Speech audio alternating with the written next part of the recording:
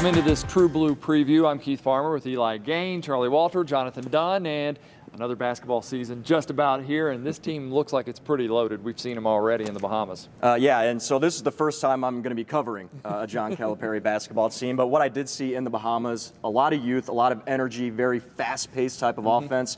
I like to see it. Yes, it's in the off-season type thing, but it was good to see those guys gel very quickly and early. And all these young guys love to play offense. There's no question about that. Everyone loves running down the floor, dunking some basketball, shooting the three-pointer. The biggest question is, when you have a young nucleus like this team, how are they going to buy into the defensive aspect? Yeah. That's the biggest question, and so far, so good. We saw the answer. They look pretty nice.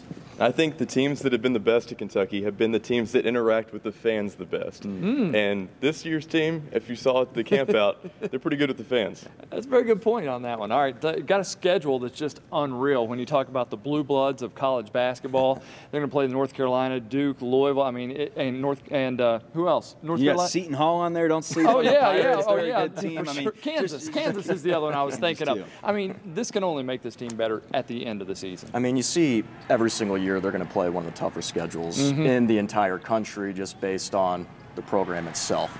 But yeah, every single year when you have these non-conference schedules, and they're also traveling to different places as well. You mentioned how young of a team this is.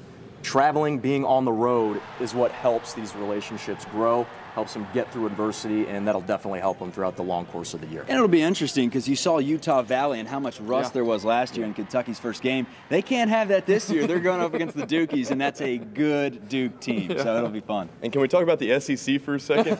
Usually when January comes, you know, the games kind of go down a little bit. This may be the best conference in the nation. Yeah, I mean, you got several teams that are definitely going to compete. All right, tell me who you're looking forward to seeing the most. I'm going to tell you one of the guys I am, because I thought he was a quiet kind of contributor down in the Bahamas, is Keldon Johnson. I think this guy can lock people up on defense, and so I'm kind of looking forward to seeing this guy. And he's electric too. I mean, you saw just the dunks that he had, that he's going to be a very fun young man to watch. I'm looking forward to Reed Travis, for him to transfer, him being his first year in Lexington, my first year in Lexington, so we already have that going on. So I'm looking forward to the big man to see what he can do with a lot of pieces that are on the outside. It's going to be fun to watch him. Well, we've seen what Tyler Hero can do, and I think that he's going to be a consistent player. When you can shoot the ball and have the athleticism that he does and the competitive drive that he does, he's not going anywhere. But I'm going to think outside the box a little bit. How about E.J. Montgomery, a McDonald's All-American? You can't teach that size and athleticism and shooting ability blended together. He didn't really have a chance to showcase much in the Big Blue Bahamas trip, so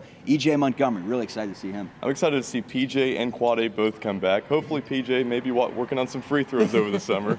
We'll see, but I think the leadership from both of them is going to be a big contributing factor. And he looks good, P.J. does. That body looks nice. All right, quickly, just give me a number if you want to on this. Normally when we talk football, we say how many wins are a team going to have.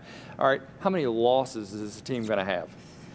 Any idea? Man, with a schedule like this, I'm going to go 4. Yeah. I'll go 4. I think 4 is a reasonable number here. I think they start out the season with the win over Duke, but I think Kansas is going to be tough, and they're going to lose a couple in SEC play. It just happens unless you're looking at the team like Karl Anthony Towns or, you know, even Anthony Davis's team. They lost one. You're going to slip up. It's human nature.